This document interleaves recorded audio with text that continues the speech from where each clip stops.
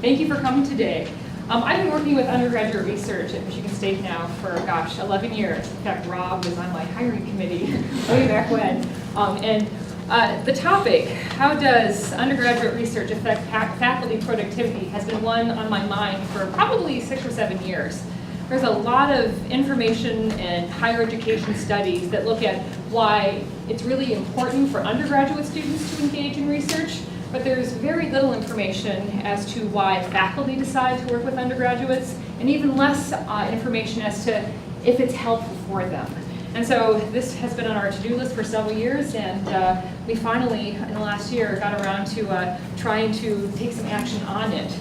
So just an overview of what we'll be talking about today. We sought to better understand the motivations, the barriers, and the rewards for faculty at research-intensive universities to work with undergraduate students in a research capacity. What we did is to find our sample, we sought mentors who had worked with students through the Undergraduate Research and Arts Forum, URAF, you may have heard of that. It's a large research forum for undergraduates that occur every spring. Now we have close to 1,000 students from across all 14 undergraduate colleges participating in it on an annual basis. So it was a good way to get a diverse pool of students, and we had hoped it would also provide some diversity for research mentors. We narrowed down our list for students who had mentored 15 or more students over a 5-year period, and then we applied 3 different filters to this particular population. We looked at faculty rank, we wanted assistant, associate, and full professors. We looked at gender, and you can see we had a nice divide of men and women. We sought for racial and ethnic diversity, and we're fairly successful considering the composition here at MSU. And then we also looked for disciplinary variety to achieve maximum variation. So we wanted folks who work with STEM students as well as humanities and social sciences. For our conversation today, we're focusing mainly on our discussions with STEM faculty. We've pulled a few quotes and discussions from folks who are doing some social science work that is somewhat related or their organization mirrors like a STEM laboratory. But primarily it'll be from our conversations with STEM folks. So we conducted 1-hour interviews with each of these faculty mentors who are really respected researchers, but also work with a fair amount of undergraduate students. We each independently coded our work, and then together we reconciled our differences using an online software system, and have started to interpret the different themes that have reoccurred during these conversations. That's kind of the nitty-gritty of it. Here are the questions that we talked about. We were really interested in learning how they interacted with undergraduate researchers, both from the beginning when they first brought them onto their laboratories, what happened in the middle with training and different types of feedback and evaluation, and then also how it impacted their research. Were these side jobs they were doing, or are these students being utilized in a very meaningful way? We talked about challenges and barriers, and then also asked them for advice regarding what they would tell a new faculty member in their department about working with undergraduates, and advice they would give to current undergraduate researchers. So our objectives for today, you see them up here. We have a mountain of data that we've been sorting through. It yielded very rich discussions. For the time that we have today, we're focusing on 4 major objectives. We're going to talk about the benefits of working with undergraduate researchers. The data revealed very clear benefits in ways that were surprising to us about how these faculty are utilizing undergraduates in very meaningful ways. We'll present some emerging models of how to effectively utilize them. We'll look at, we'll dig down into how you can assign tasks for them and what kind of work these faculty assign to their research mentors. And then finally, we'll conclude with what we call kind of a practical model of how research mentors should think about their research enterprise in regards to undergraduate researchers, but also the other people who help them in their laboratory. We've left ample time for questions, but we're both very interactive, so if you see something as we're presenting, please stop, raise your hand, and interject and ask your question. I know some of you in here and some of you work with undergraduate researchers, so if we say something that resonates with you and you want to add your 2 cents, we welcome that as well. Don't feel like you have to save that for the end.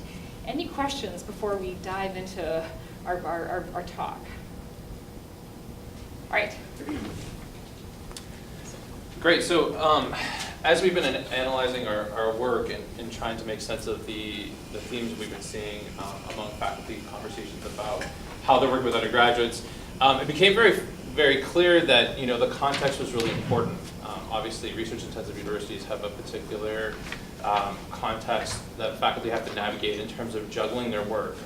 In the literature, it talks about the teaching, research, and service, but also became clear to us that just within the research enterprise itself, there are all these issues that faculty are constantly juggling. Generating the ideas, designing the experiments, pursuing funding, publications, and trying to keep all of these things moving at one time. And one of the motivations for us pursuing this, Corinne and I both oversee various undergraduate research programs, is we're constantly asked by faculty, ones that don't necessarily use undergraduates that often, is I don't know how to fit them in, and how do I do this without dropping a ball, particularly when I'm on the tenure clock. And so really, what we were hearing from our faculty is that in this context, they're making sense of where do undergraduates fit in these various compartments, and how do they actually facilitate this process moving forward. So we wanted to acknowledge that. But the second thing that emerged in terms of making sense of the data was that as a result of kind of this complex environment in which they're operating, is that it really took on a more of a management perspective in our minds. So if you kind of distilled very crudely our major findings, what we and put them into compartments, you would hear faculty talk about, how do they set clear goals and a vision for their research, their line of research? How do they adjust that as they're moving forward and maturing as faculty to continue to be doing cutting edge research? How are they making sense of the people who are there and empowering them to do meaningful work and to feel like they have a voice in the direction that they're going? And then a lot of that leads into, how do we manage personnel effectively? And a lot of what we heard is thinking about it from a strengths perspective, in the sense that they thought strategically about how are they taking students, graduate students, postdocs as well, how are they taking them in, how are they recruiting and screening them effectively, but then how are they capitalizing on their unique skills and strengths? And I think this was particularly true for how they worked with undergraduates, and we'll talk more about that. And then finally, what we realized is that a lot of what faculty talked about in terms of what was successful were a lot of management practices that we hear in the business literature. And so if you're not familiar with it, but even if you listen to pop culture references around effective organizations, you're going to hear a lot of these same themes. And so we wanted to frame our conversation today largely around this concept of that it's not sufficient just to think of it as successfully mentoring students, but actually it's about being a successful manager of your research enterprise. And so we think that comment may be a useful frame shift for some people who may not necessarily have thought of it that way, but then also I think it helps us think through where we could look in terms of other research that's been done in other areas to make sense of how people can do this better. And so when we think about this, we kind of categorize our talk into these three following areas around effective practices of business. So the first is kind of, you can think of the HR arm of leading a research laboratory, kind of this talent management, right? How do you identify effective talent? How do you bring them on board? What's kind of your philosophy of using people, essentially? The second will be talking about project selection, something we hear a lot of questions around. What do I do with them? Like, what do I let them do, or what do I empower them to do, and how do you pick that? And we have some models that have emerged. And then the final one is this nuts and bolts of everyday management, right? How do I effectively make sure that the work is getting done and done well? And so we'll kind of go through some specific examples and kind of hopefully contextualize that for you. Right, starting off, going with that talent management theme, the intake is very important. And what was very striking to us from the very beginning, these mentors believed that undergraduate researchers were very competent and capable contributors, that with some training, they would become valued contributors to their research laboratory. And if you look at this first quote, I won't read the whole thing, but this sentiment that I underlined at the very end, I think they're doing as good or better work than any of the graduate students or even some of the postdocs I've seen. Time and time again, across the disciplines, but especially in our interviews with STEM faculty, these faculty didn't view these students as just something extra in my laboratory. If they decided to make a commitment to take them on, they were going to be they treated them equitably, and they were going to be high quality contributors. They often referred to them as junior graduate students. Accordingly, because of that, they worked really hard and were very intentional about making each undergraduate researcher feel like a valued lab member. And this next quote, I think, summarizes that really well. this particular professor said, "I always tell them you don't work for me, you work with me. I'm in the lab with them." And then she was talking about a dissection they were going to be doing later in the week. I'll be doing that dissection right next to them. That is the sense of what I'd like to permeate my lab with, that no one is too good to do something. No one is more important than another. Undergraduate researchers were not treated like second-class citizens. They were expected to attend lab meetings and engage in lab meetings. Very often, especially if they were a first-year student or new to the research setting, they kind of gave them a transition semester where they would partner them with someone and they would just attend lab meetings and ask questions. They wanted to model what a good presentation was like, how we ask questions, how we contribute and move our research forward. But once they were up to speed, they were expected to function like every other person in that lab. And we were a little surprised for that because I think too often in my conversations I felt like undergrads had been just an add-on. And with all of these faculty in STEM, it was something quite different. They're valued contributors and they're right on and they'll do everything else that people in our lab do. Related to that now, I want to talk about why they valued them. So this first part talked about the attitude they had when hiring them and bringing them on board, and now there were three major reasons why they valued undergraduate researchers. The first one was that they brought a lot of energy to class or to the lab, and that first line I think summarizes it all. The other thing I like, they just bring such a youthful kind of energy. Time and time again, we heard this throughout the discipline, or throughout our interviews. We probably have 30 or 40 quotes that are these short one-liners. They just like their enthusiasm. People would say, we've run this experiment how many times, but these students come in and they're just so excited to do some of these very basic things, and they valued that type of energy. A second point as to why they were valued is they brought new ideas and perspectives. And this bottom quote here begins to address that, focusing on those last few lines. But they have these ideas, and I just love to interact with people who have these brains, who are not bounded by what things cannot be done, but rather, what should we do, right? Undergraduate researchers aren't bounded by some of the constraints that some of your graduate students might have. They're not competing against the dissertation clock, and they don't possess the disciplinary knowledge, at least the deep disciplinary knowledge and all the knowledge about research processes. They're coming in rather naive, and because of that, they provide a fresh set of eyes. This next quote, I think, really talks about their new perspective.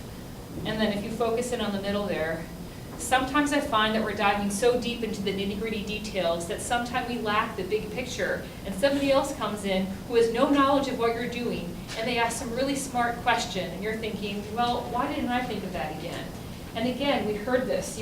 You've heard that phrase, you can't see the forest for the trees.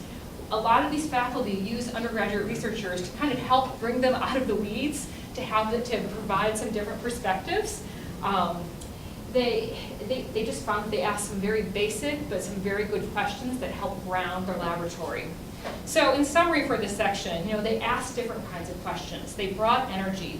They're less risk adverse. They can spend some time on a risky project, and if it blows up and it doesn't work, it's not like they're a year behind on their research. They're just excited to get that research experience.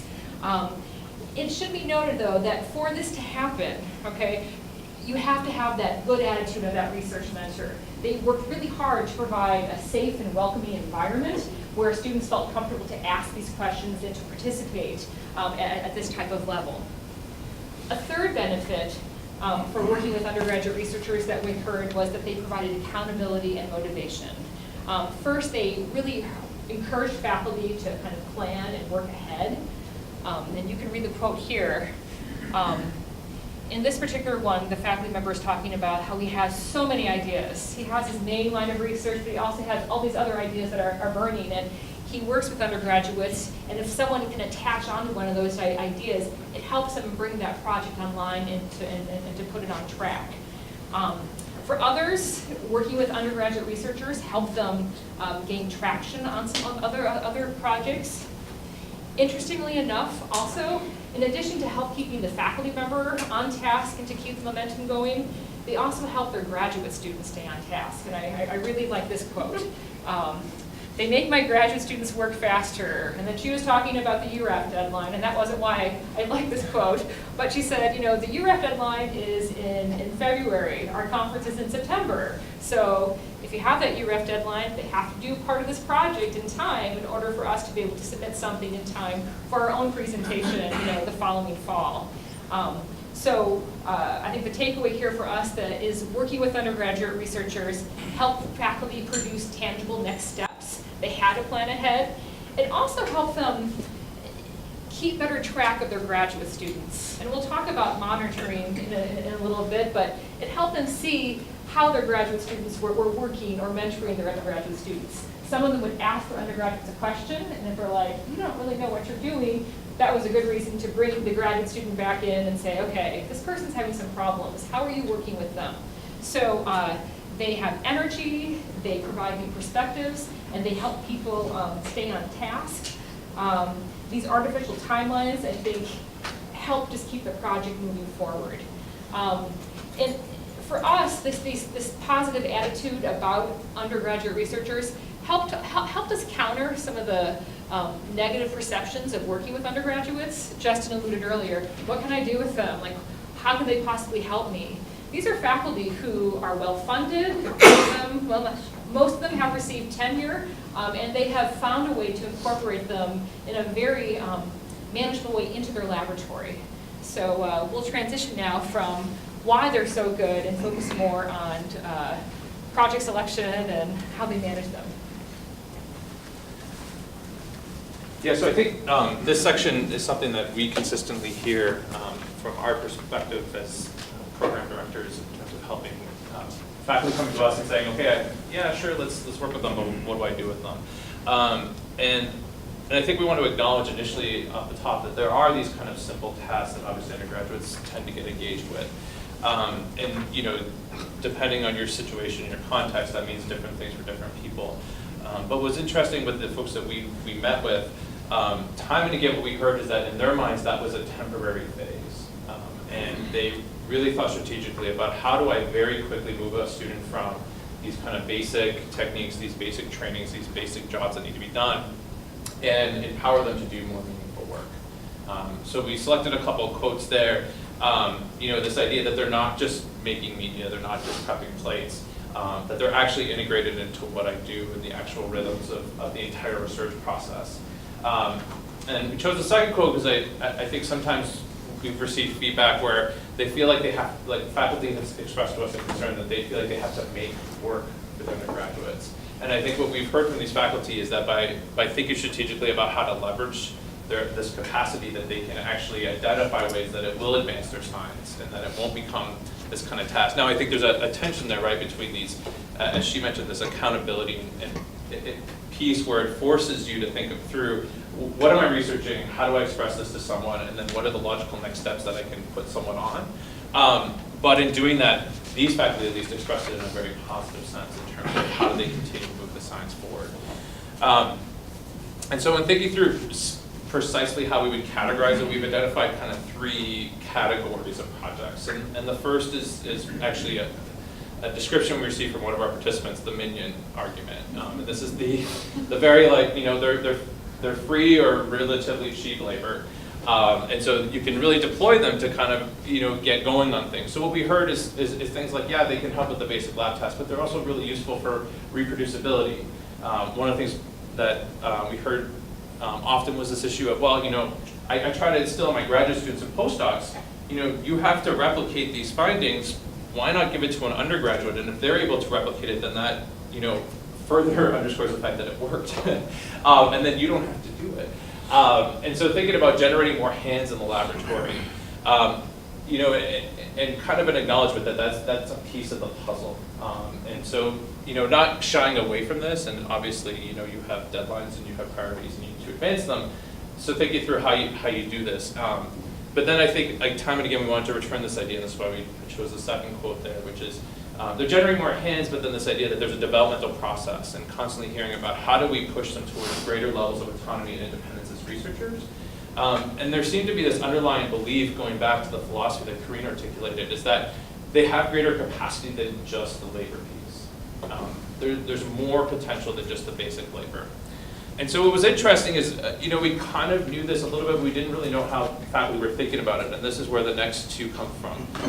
What we heard from these faculty is that the role that they saw undergraduates playing in this more autonomous or independent researcher role was a function of diversifying their research enterprise. As one faculty put it, I'm not going to put them on anything that can do harm, right? So it's this issue that they have certain deliverables from grants that have been outlined. They didn't feel necessarily comfortable putting most undergraduates in that position. If there's something that they're counting on publications or seeding grants, they're not going to put their undergraduates on those. But they felt like the undergraduates could play a key role in helping them diversify their research in two ways. And so the first that we thought of is this issue of kind of a catalyst. And the way we're thinking about these sets of projects are, you probably have a wish list of projects you want to get to, And so maybe, you have someone thinking about 1 or 2 or 3 on your list, but there might be, 7, 8, or 9 where you're thinking, I don't know when I'm going to get to this. It might be years before I have the capacity to go there. And what we heard from these faculty is that once the students are trained sufficiently in the techniques of the laboratory, that they can kind of say, why don't you try? Go off and try to lay the groundwork for this. Try to do some of the foundational work. And from the faculty's perspective, they say, okay, well, this could be a really great research experience for the student, right? They get independence. They're training themselves to do this by themselves. If it flops, if they decide it's too much for them, there's not a lot of cost to the faculty in terms of their immediate deadlines. And the flip side of that is that if it does pan out and things go really well, then it brings those projects closer to reality in terms of the faculty being able to get going faster on these projects. And so these faculty had expressed that they had positive experiences in terms of moving more lines of inquiry forward as a result of undergraduates kind of laying this foundational work and going forward. And even to the point where some undergraduates, particularly ones who started early in the laboratory, and a lot of our faculty, and probably not surprisingly, expressed a preference for students early in their career, we're saying in some cases when the student is really engaged and really motivated, they're even able to see it all the way through and get to publication by the time they're a senior. They said, that's a best case scenario. That doesn't always happen where they're a first author, but it's kind of on that continuum and seeing as a benefit just to allow students to have that opportunity. The second one is another actually image that came from a faculty interview, which is these fishing expeditions. And they kind of take two forms in terms of origination. One, kind of these unorthodox ideas that students would float. Corinne talked about how they bring these new ideas, these unorthodox out-of-the-box ideas. And so sometimes these arrive, initiate with the student thought, or sometimes they're actually from the faculty in these conversations. And perhaps you can relate to this, where you're like, well, it'd be great if I could pursue this kind of crazy, wacky idea, but realistically, if this flops, I can invest time and resources in that. I can't set my graduate student who's trying to complete a dissertation on that. I can't invest my postdocs on this. And so what they said is that a number of times where they saw a student developing autonomy, developing independence, that if they had a crazy idea or the faculty had a crazy idea and the student was willing to try, they would kind of send them off on these fishing expeditions and seeing what they pull in, and they might pull in nothing. It might be a complete flop.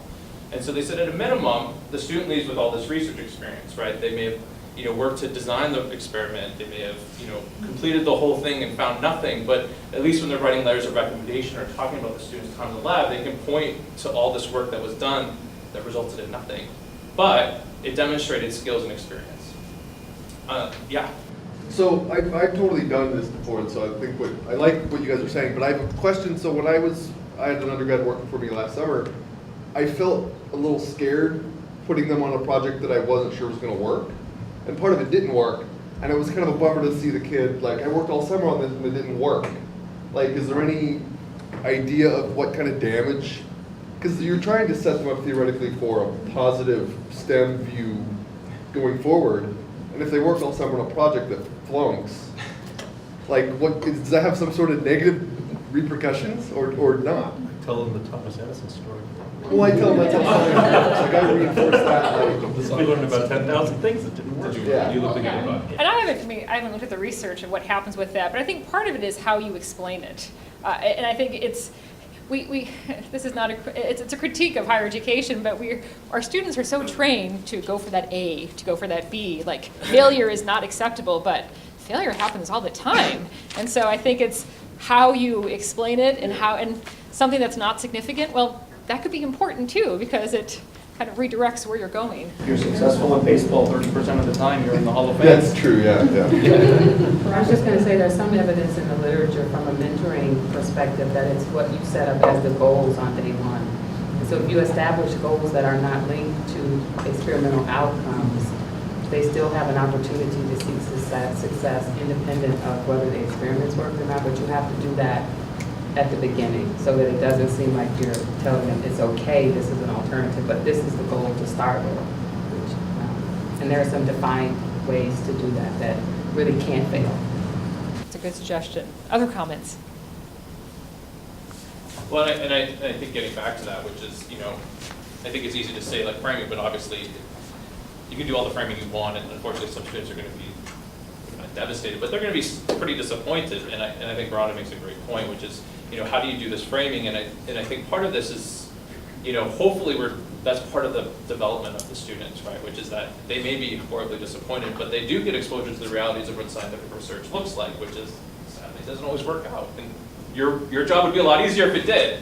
And so helping them kind of see that, but I think that's a challenge. But yeah, so these fishing expeditions, I think we've heard time and again where, faculty have seen this as really beneficial. And one thing to think about is perhaps who you put on these projects. What we have heard consistently is that these are students who had already achieved some level of success in the laboratory and kind of were wired in this way. They were the students who kind of had these ideas, were really kind of firing, had some success kind of, engaging in other projects. And so the risk, they were very aware of what the risk meant. And maybe that might be part of the framing, which is kind of contextualizing in the larger part of their research training. So it's something to consider, but I think it is a challenge with working with these students, particularly if they're coming out of typical scientific laboratories where it's very prescriptive, and it's like we know the result, and the result works out, and how close you are to the result of the yield demonstrates how well you've done it. Not really what our reality is, right? And so we chose this quote where one faculty was pretty glib about this, or very, very forward about it. She said, if other faculty don't want to work with undergraduates, I don't care, because I figured out a way to kind of deploy them to advance my research and really kind of send them off on all these different tangents. And in particular, I don't think we've necessarily talked through where, how much faculty have used these techniques, but she was definitely on the high end of this where, oftentimes she'd talk about, oh yeah, we were talking about these ideas. I said, okay, go try that, go try that, go try that. And obviously it's discipline and context specific. Perhaps some of you are in context where you can't just try a million things, right? But I think the point is, are there ways that you can employ students in this way, whether it's to catalyze ideas that you already have or send them off on these fishing expeditions that could potentially yield new tangents or new pathways for your research. So Justin talked about some of the functions of undergraduate researchers, and now I want to spend a few moments looking at how you manage them specifically. It starts with the intake process. Even before you assimilate them into your labs, everyone had a screening process. No one said they really screened undergraduate researchers, but when we were looking at our conversations, there was a very clear screening process. For some people, I'd say for a lot of people, it's students they've had in class. I've had you in class, I've seen your work, I like how you work, you come and talk to me, we'll have a conversation, I'll bring you on board. That was probably the most common way people find undergraduate researchers to work in their labs. Another way was through an external program, and they vetted the students for them. The example we heard most often was the professorial assistant program that Justin runs in the Honors College, or the PA program. They knew these are the top 1% of students in the nation. They come here, I find someone who seems to fit with me, that works. Others did a combination of interest, resumes, personality, and for some, they would bring them into the lab and have them meet with people and shadow them for a couple days, and then they would have the lab have a conversation about, do we like this person, do we want them to come in? But that intake process was really important, and everyone had that. The second key feature of management was measuring for interest, and I think actually both quotes are really important here, but it's this idea that it wasn't a random assignment. everyone looked for genuine interest. And even though a lot of these students don't really understand your specific research area, if they had some understanding and had excitement and enthusiasm, that was really important for them. The second quote takes it one step further because this particular faculty member really tried to match students' interest onto what he was researching, and that was another common theme, is that if they showed some interest in a specific project, we tried to intentionally place them. And this was surprising for us because in other conversations we felt like it was kind of like, yeah, bring an undergrad in and we'll try to figure out how to integrate him or her into whatever we're doing. But these faculty took a lot of time to try to match them to the right graduate student, to the right project that would keep their interest going. They also, and for some, I call this the pre-med wariness option. There are several faculty in STEM areas who are very wary of med school. They're like, these students are coming in because they want to put something on their resume to say they've done research for me. There was someone who said, I don't want them. You know, if you want to go to med school, that's fine, but you've got to like what I'm doing and be invested in what we're carrying forward. So there was this medical school caveat. Others, they really like younger students, freshmen or sophomores. That was really easy to do in the PA program, but in a lot of our majors, a lot of the students aren't taking these upper level classes until their junior or senior year. So a lot of folks were like, you know what, if they're a senior, I'm not going to take them because it's going to take me a good semester to get them trained, and I don't want to carry them forward. Others had the sympathy card. I didn't do undergraduate research until my senior year, so this person did well in my class, and I like them, they have an interest. We'll try to bring them on board, and maybe we can keep them on for the summer. So there is a vetting process, and then there's this interest process. They took a lot of time to try to match students to the right person and to the right project. The third point related to management and monitoring was how they kept track of their students. There was a very clear tension between providing a lot of structure and monitoring versus allowing them some flexibility and to see how they would roll with a project. All of the faculty, especially the associate professors and the full professors, talked about how at one point they were very involved in their research and in the lab all the time, but now they were more removed because they were writing articles, writing grants, and they had to rely on their postdocs and graduate students to move this forward. All of them, though, found some way to stay connected to what was happening, and they listed some examples. The first one was lab meetings. That was an obvious one. You come to a lab meeting, everyone participates, I can monitor to see how you were doing. Others talked about managing by walking around. They would intentionally make time to pop into the lab and talk to the undergraduates and talk to the grad students and figure out where they were. Kind of like a pop quiz. They didn't do it to cause any anxiety, but just at random times they would just drop in to see what was happening and how things were moving. A third approach that was talked about was Google Docs. And so this one faculty member talked about how for all his undergraduate researchers, they had to maintain a Google Doc that talked about, on a weekly basis, the hours they worked, what they accomplished that week, and what they intended to do for the next week. And this was due like every Friday, and on Sunday he would provide feedback. And he said the feedback was the key. He didn't view this as a laboratory notebook, and it wasn't as a substitution for a lab notebook, but seeing how they wrote about what they were doing and what they had planned to do, and his way of providing feedback in the Google Docs proved to be a very effective way for him to manage the lab. Another faculty member was the virtual observer by email. I kind of called her the email spy. She had her team, each person on her team had a very specific responsibility and were experts in certain areas. And so when they would email about the project, she had to be CC'd on everything. She wouldn't respond to most of the emails, but she kind of lurked. And she looked at things, and when something was overlooked or there needed to be a correction, then she would insert that. And then the last way to kind of manage these students was I called them grad student deputies. Obviously, in a team setting, everyone is working together, but this faculty member on a regular basis would kind of survey her graduate students. How is this undergraduate doing? What's he like? Or so if so-and-so is having problems doing this type of experiment or mechanism, what's happening? And so this particular faculty member really relied upon those kind of a spider web of graduate students to report back and to keep tabs of what was going on. So kind of takeaway points from here, input matters. They very carefully selected who they brought into their lab, and then they thoughtfully placed them. It just wasn't a random assignment.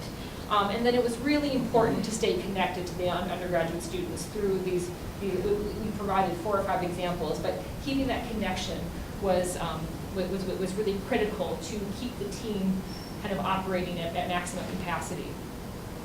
All right.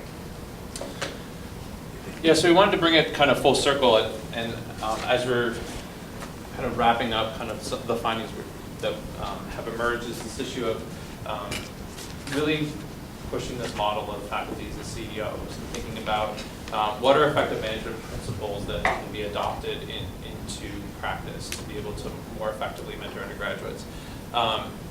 Interesting, this was a theme that only one person mentioned it explicitly, and I thought it was worth putting up there. But I think there's this paradox, and when we talk about various elements of graduate student training and even postdoc training, and this seems to be an element that maybe we need to think more explicitly about.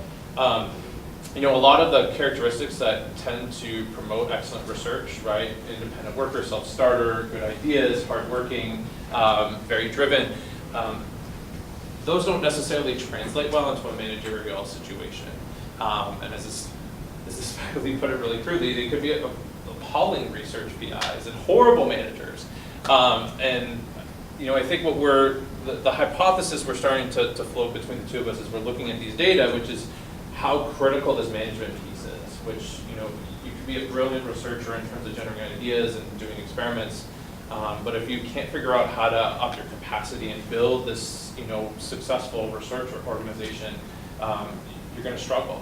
And particularly in our context at a research intensive where those expectations are pretty clear. So we wanted to come back around and just think about, what does it mean to be a successful mentor, and what is out there in terms of effective management practices. And so this graphic that's displayed on the screen actually comes from some work that Deloitte, they have a global human research arm that looks at human resources essentially. And what they did is they surveyed companies that outperformed the S&P by fourfold over the last 30 years, ending in 2009. So these are the high end of the distribution. And they've been working on trying to identify what are the characteristics of these organizations that have enabled them to outperform at such a high rate. And so they kind of developed this schema as a way to understand the various components of that. And what was shocking to us, or maybe shouldn't have been shocking, but we were surprised to see just how many of the words that they use and the terms and the categories echoed what we had been hearing from these successful faculty researchers. Right, this idea of how do you get people engaged in meaningful work, how do you link what they're doing to kind of the ultimate vision, how do you employ management practices that work in a larger organization that still have a bit of a hands-on feel so people feel accountable and tied in. How do you cultivate a positive work environment? We didn't talk about that too much today, but that is a theme that we saw in terms of the culture of the laboratories being a place where people wanted to be. Faculty talked about that in different ways. Some talked about it as a family, some talked about it as being, kind of a hang-out space that people felt like this was almost like a home to them. And then this growth opportunity, right? Seeing the potential to develop all levels of researchers, whether they're undergraduates through postdocs. And how that all funnels into this issue of leadership and developing trust in the leadership and kind of seeing the vision and buying in essentially to be engaged in that work. And so that's kind of one of the major takeaways we hope will be helpful in terms of you leaving here and being able to put into practice. The second one we've been talking about it a little bit implicitly and wanted to make it explicit, which is this issue of kind of phase and stage of your research enterprise. I think what we heard time and again is that particularly early career faculty, but this may also be a bit discipline specific based on size of your team, may feel more like a startup culture. What faculty tended to share with us about that is, when I got here, I didn't have graduate students. I didn't have time to recruit graduate students. I didn't have a postdoc. Maybe my startup package wasn't significant enough to allow that, or even just the timeline wasn't enough for me to get those type of people in. So I had to grab whoever I could, and those were undergraduates. And as a consequence of that, they really felt like they had developed an efficient flat structure where there were few delineated roles. It was kind of like whoever wants to do it, whoever has the energy to do it, whoever wants to do it, they were kind of like, go do it. Let's see what happens. And a lot of it was kind of out of necessity. And for us, it really resonated with the startup culture where it's kind of, it's not like, oh, you're an undergraduate, well, you can do this. Oh, you have this much training, you can do this. It was very much dependent on motivation and what was available. And the idea that the faculty was very open to kind of how do I just get this machine going. But what we saw is that as they translated into, kind of later on in their faculty career, is that a lot of those kind of artifacts of that initial stage stayed with them. So they had a desire to have some of the components of a flattered structure where they were still finding ways to be, connected to their undergraduates, finding ways to promote leadership and kind of give greater leadership responsibilities to folks, and thinking through how do you develop leadership, whether it's undergraduates, graduate students, or postdocs, to take on some of that management responsibility. So we thought we'd leave you with some things to consider, and hopefully these are kind of apparent from what we talked about today. But just kind of thinking through, what is your philosophy of working with undergraduates? How do you view them? What do you think their roles could be? And are there ways that you might reconsider that or reframe that in light of what we shared today that may impact your practice? The second is, kind of what are your management practices? Have you thought about it?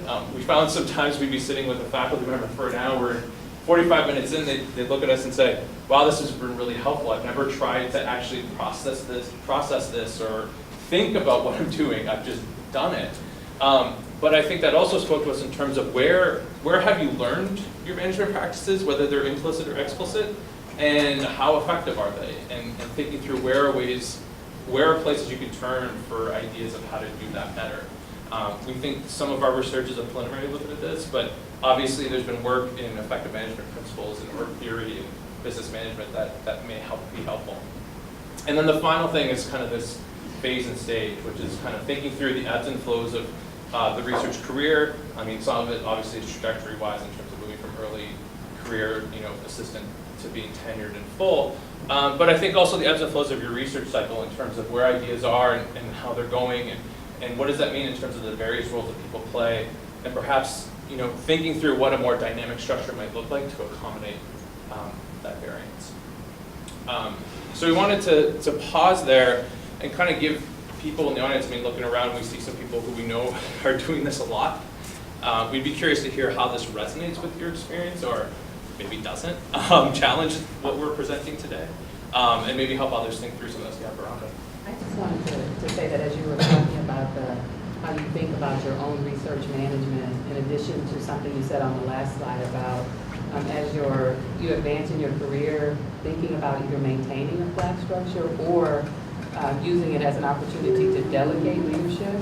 I think there's also an opportunity there, in addition to delegating leadership as you advance, to think about it intentionally when you partner graduate students and postdocs with undergraduates as an opportunity to mentor them on how they're thinking about their management and mentoring philosophy. And in doing it in that way, you have to think about what yours is, but also think about how do you structure a training environment so that people can be reflective and intentional about how they mentor, and have opportunities to develop that before they're in the position of a PI practicing it on people without an intentional or thoughtful process. That's a really good point, and we didn't include that into this presentation, but there were several faculty who talked about that, how they're concerned for their graduate students. They see that they can't mentor well, and that's going to set them behind, when they go out and land their first position at a university. So I think that's a really important, another venue that adds into that management section. It's just not the undergraduates, but that graduate piece, and how do you cultivate them to start thinking about these management and organization practices. I like the idea of giving them something that someone else has worked on to reproduce it, especially because that could give them confidence. Yes, I can do this, and if things fail later, that's not my fault. Sometimes the answer to experiment is no way, so that tends to give them a little bit of a confidence boost. Like say you have some loose ends of studies that need to be done for a paper, you can put them on that, put them on as an acknowledgement, just finishing up some things. Replicating, I think that's a good first step. And I've even done the reproducibility in parallel. Mm-hmm. So you have two undergrads working on the same project, but they're both independent. And so they can bounce ideas off each other. If somebody gets a snag, they can ask the other person who has the same experiences in the trenches with them doing the same thing. And so that is helpful too. And that peer mentor, someone who was another undergraduate or a graduate student, but the undergraduate especially, some of these people had quite extensive groups of undergrads working with them. That was a really powerful tool, and I think they were less intimidated by talking to someone who was on the same level as they were. I was just wondering if you could say a little more about the screening processes that people used. One of the things that I find is that I have a lot of students being interested in working, and so figuring out, one is like, what, like, is it explicit, like, we're doing interviews now, and so some of you are going to make the cut and some of you won't, versus like having to actually say like, no, I don't think you're a good, like, I struggle with just saying, no, I don't think you're a good fit for this lab, and like, what are the processes that people use to have that happen? Sure. Do you want to start? Sure. I'll add anything. Okay. I think first it's okay to say no. And people were quite clear on that. For some, it was a personality issue, or there wasn't that passion or that genuine interest, and so they would say no to some and yes to others. A second point that we didn't mention, we should have, that came out was know your limit of undergraduate researchers. None of these people had problems finding undergraduate researchers. They all turned people away on a regular basis, which means I need more faculty to take on more undergraduate researchers. But knowing that balance or that limit, for a lot of these people, it was, I take on the number of undergrads that equal the number of graduate students I have at my shop. So if I have 3, my cap is 3, unless there's a superstar who's been with me for a couple years who kind of functions as that junior graduate student. And then, the cycle varies. Sometimes it's by semester, sometimes it's in the summer, sometimes it's in the fall when students come back. But people would say, I say no. Sometimes if I know that if their interests align with someone else in my department, I might say, I don't have an opening, it sounds like you're more interested in this, why don't you look over here? But other times it's, no thanks, we just don't have this space right now. I think in terms of some specific screening practices that we saw, we were actually quite surprised at the variance that existed. And so some of you may be able to resonate with something, some of you think this would never work in my lab situation. So we heard everything from the extreme of, some said, I'm an all-comers attitude. You walk in my door, you say you want to do research, I let you try. And they have this kind of test and observe. We even had one that was much more Darwinian, sort of survival of the fittest. Like if they stick around after a certain amount of time, then I sit down with them and try to think of an innovative project. And so, well, how long is that? Well, it depends if I remember, a few weeks, up to a semester, but usually by a semester, if they've continued to, stay with it, I mean, they kind of put them someplace, and gave them a home, but he said, if they continue to be productive, they continue to show up, they kind of willing to grunt it out, essentially, doing this work and getting up to speed, then I'm like, all right, then I'll start investing in you. So that was on the far extreme. We had others who, did have a formal interview process. A lot of them struggled with the CV review, resume review, right? Because they said, what do I end up looking at is grades. And then they very quickly would say, well, grades are not necessarily a good indication of a good researcher. So they kind of, there was a little inner turmoil on that, but it seems to be at least some sort of a pass. And I think this is where the genuine interest conversation comes in, which is very often, students would come in and say, well, I want to do research. And I say, okay, well, why me? And if the student just kind of stares blankly and says, oh, whatever you're doing, oh, I want to do biochemistry.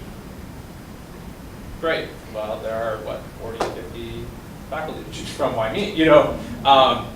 And definitely we felt like the faculty, some of them felt very comfortable having that as just that process being really a learning experience for the student to say, don't just walk in my door, not being short with them, but saying, you need to do some preparation. I need to know that you want to be engaged in this. I'm going to invest in you. If I'm going to train you, that's my time or someone else's time in my laboratory. If I'm going to let you touch my materials, that could be an investment if you destroy them. And saying, and kind of generating this kind of sense.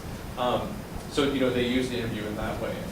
A third mechanism, and Corinne, I think, alluded to this in part, was one of them actually would have an interview process or do it over email and then actually have them meet with the lab, sometimes just send them to lunch together. And because for this faculty, the dynamic mattered, and, the sentiment was, if they don't get along with everyone, this is not going to work. And so I sent them off to lunch, And oddly enough, that's really worked for us between our other undergrads and our graduate students. They very quickly have had a good sense, and this faculty felt like it was a pretty good hit rate in terms of identifying promising researchers. So I don't know if you see yourself anywhere in those various mechanisms, but I think that kind of captures the continuum we saw. And then, this is very unscientific, but some would say, just follow your gut.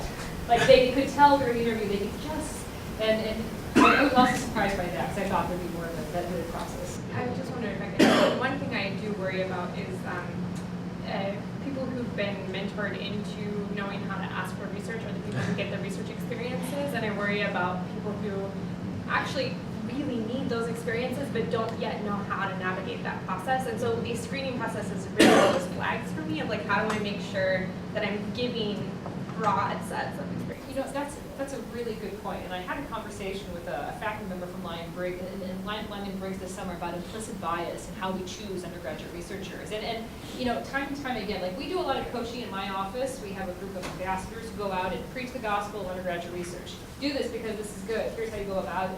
But there are a fair amount of students who don't know that they should do research despite whatever my office does or whatever they hear. And I don't think they realize that a lot of faculty will look at class performance as a first step towards my screening process if I'll take someone onto my team.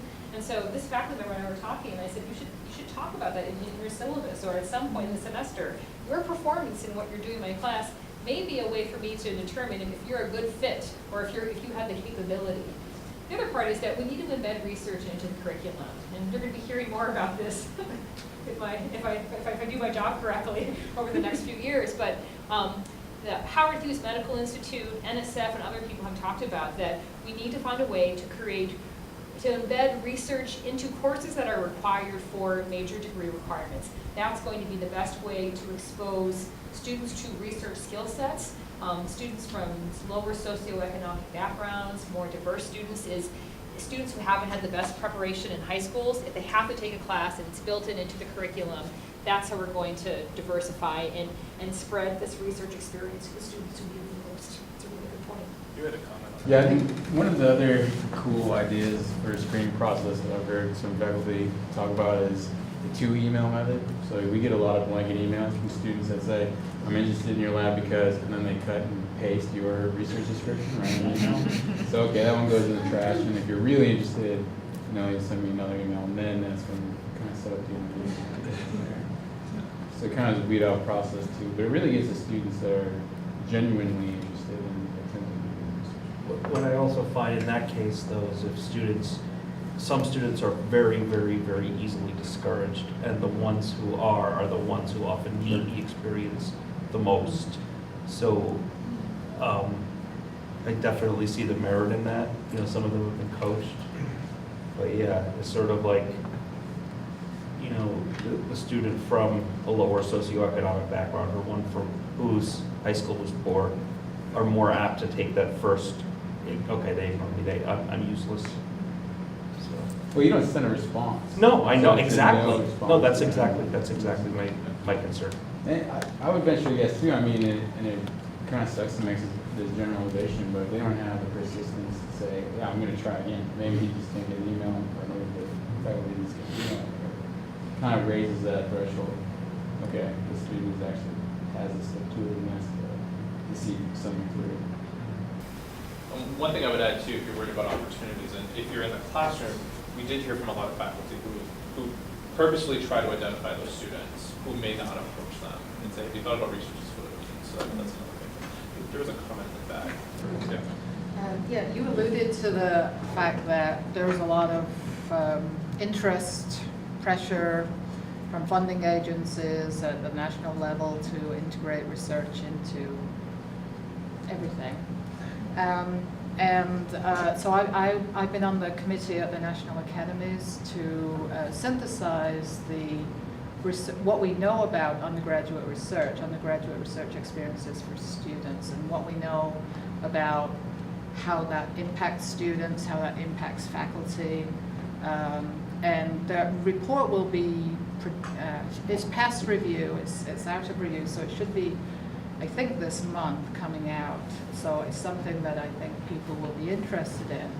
And I'm going to make myself very unpopular now by saying that the research is actually not there. The evidence about undergraduate research being the panacea for everything.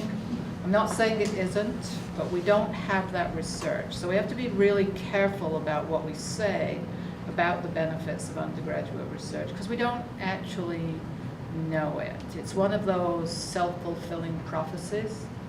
You know, students who benefit from research, and we hear about it. So I think it's an important thing to bear in mind. But I do want to say that when we were looking for evidence about impact on faculty, there was almost nothing out there. So this will be a good addition. Oh, I just had a comment back to the parallel projects. On the other end of the ball, at other end, we see that when the students come present at URAF or MidSure, the summer forum, and they have similar titles and similar abstracts.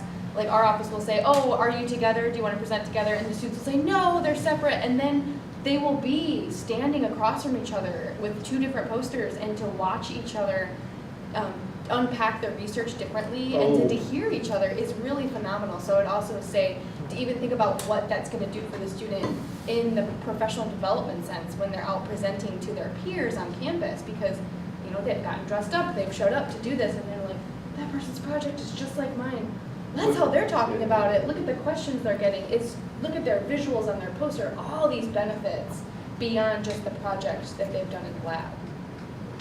Yeah, that's your thinking when they find convergent projects Yeah. with somebody else. Yeah, that's super cool. Yeah, I just want to, getting back to the screening process, I'm lucky I have a senior postdoc who's done some undergraduate teaching and stuff like that, so I use him a lot in the screening process, both for his own edification and to relieve some of the burden. I'm in the neuroscience program, we have like the undergrads, it's exploded, right? And every one of them wants a research experience. So I get like 60 applicants a year, and I can't deal with that. So I'll email each one of them back and ask for a CV, and that cuts about half of them out already. But then once they'll send back a CV, I'll have my postdoc go through them, pick 15 or 10 that he likes, and interview those kids. And then, you know, maybe 3 or 4 of those, then I'll talk to and interview, and then we'll pick 1 or 2 of those to actually come work in the lab. And that's where, you know, I think our hit rate is way higher doing that than it would be just saying, okay, you sound good. So that's been the process that's worked well for us as far as getting, you know, as far as vetting the kids that are genuinely interested. Well, I mean, as far as vetting goes too, because I got my grad students, or my undergrads from the SROP program, which already kind of, my understanding is it dovetails towards pulling kids from underrepresented backgrounds and stuff, and I don't know how URAF works, but that's the other side of it. Instead of waiting for people to email you or come by your office, you could go and get them from some sort of agency, if you will. Yeah, there's a bunch of really good grants that are doing that. For our neuroscience one, Bill Atchison has a couple that bring in underrepresented kids from the Caribbean and from the southern U.S. That are generally Latino folks, and we've hit home runs with everyone we've got. The Dow Scholars Program is also, that's new on board, and that has a research endowment. But as that gets going, I think there'll be more opportunity to bring students with weaker backgrounds with interventions and on-ramp programs to get them up to speed, to have research opportunities for them at no cost to faculty. I'm just curious, I don't know if this came up in any of your conversations or discussions, but what we used to hear about faculty's lack of interest in engaging in undergraduate research was directly tied back to their promotion tenure process. And I'm curious, based on, I'm assuming you hopefully got people from the various colleges that are represented in here, did you get any sense of what the faculty were actually hearing about how, if they engage in undergraduate research, would play out in their promotion documents, and whether or not they actually felt it was valued by the upper administration? Department, college, university. Well, do you want me to take this? Go ahead, it's a loaded question. It is, sorry. And I think the frank answer in STEM is that it's not. Time and again, what we heard from the faculty is it might be a line on service. That's probably the max. They felt like it was kind of seen as a small positive in a category that candidly They were at least able to say they're doing it, so they got a small pat on the back. But time and again, what these faculty said is that the real value in TMP is me thinking through how do they advance my research? How do I get them more publications, more patents, more presentations? And that, they didn't really think about the mentoring part as necessarily a positive for TMP. I think from an administrative perspective, it's a shame. I think that's something, especially if we value this as an institution, you have an office, the provost puts money towards $500,000 towards undergraduate research each year. We've got a preeminent program in the Honors College and these small programs that operate in the summertime. I think departments and colleges need to have a conversation about how they value this, because there's only so much time in a day, and some folks, and we didn't include it in this presentation, talked about that if I spend time on this, that's time not spent on something that might count towards tenure and promotion. The flip side of that is these faculty were really productive, and they said, this is a time investment. If I do this, I'm going to achieve these benefits by having these people help me push my research forward and produce more articles and publications, and I can work on grants and whatnot. So it's kind of a double-edged sword, but it's an area we need to address.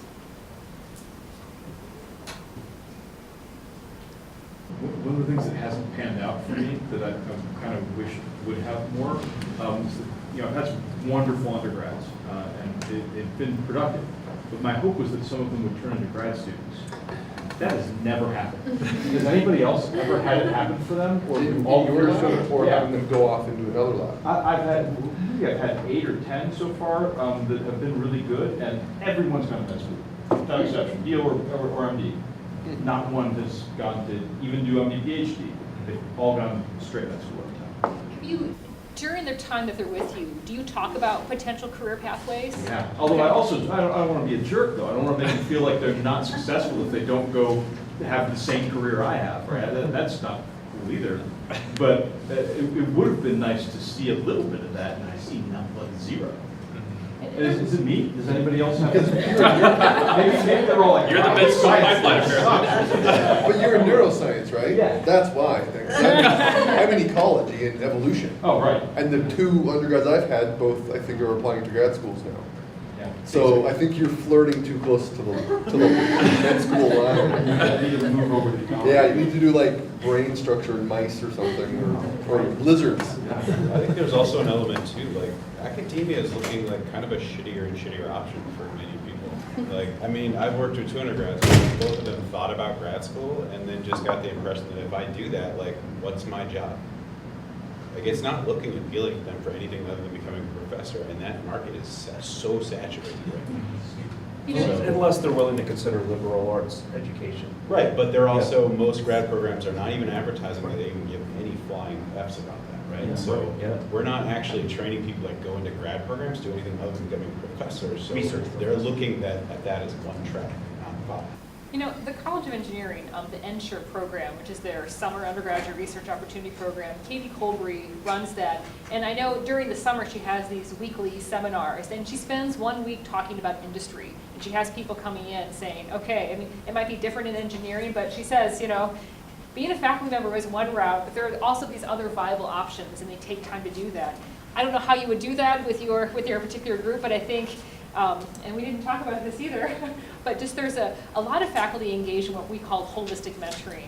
Yes, it's you need to learn how to be a good scientist, how to be a good citizen in my lab, but let's talk about the next steps. Here's my career path. Talk to some of the graduate students, talk to some of the postdocs, having them, they don't understand that who you worked for when you were in graduate school, or the people who were in your program together are your networks, and they may be at places that they want to go. That's a concept that's really hard to get across to a lot of undergraduates, and I don't know why, this networking capacity. So it may be you need more intense conversations about other options and what you can do with an advanced degree in X field. I think students are they're very monocular in their thinking in regards to career paths.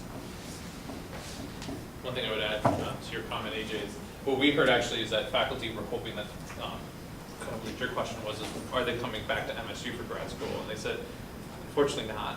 So many of them go elsewhere. So even if when they are producing graduate students, the tendency seems to be that they're looking elsewhere. And the faculty said, well, I want them to go where they think they can have the best experience, but selfishly they're thinking, I've got you, why don't you stay? So a lot of them express that frustration. But it sounds like you're more in the pre-med wariness Yeah, I mean, thing, but at least they work it out as I undergrads. don't mean to imply that, Yeah. I feel very, I took my kid to, she hurt her ankle, and we get to the doctor's office, and there's one of my students, she's there for a first year rotation, so it's awesome, I feel very successful about that, but yeah, I do wish a few of them. Stick around. Yeah. I think that it seems like there's been a change in the attitude about how mentors also feel about taking an undergrad from MSU and then bringing them back for grad at MSU. It's like you feel as a faculty member like you need to push them out there, right? Like you're inbreeding if you stay at the school, so that might be part of it. Like they're hearing that from I've around even been them. told, like, if you have a CV where you did undergrad and grad school Right. at the same university, people will kind of judge you on that. Right, yeah. So, Yeah. so it's frowned upon from kind of lots of Yeah, directions. which is, sad, really.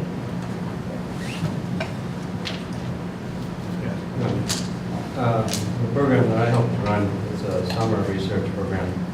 The students always say that going to conferences has a big impact on their perspective of what they can do with their career.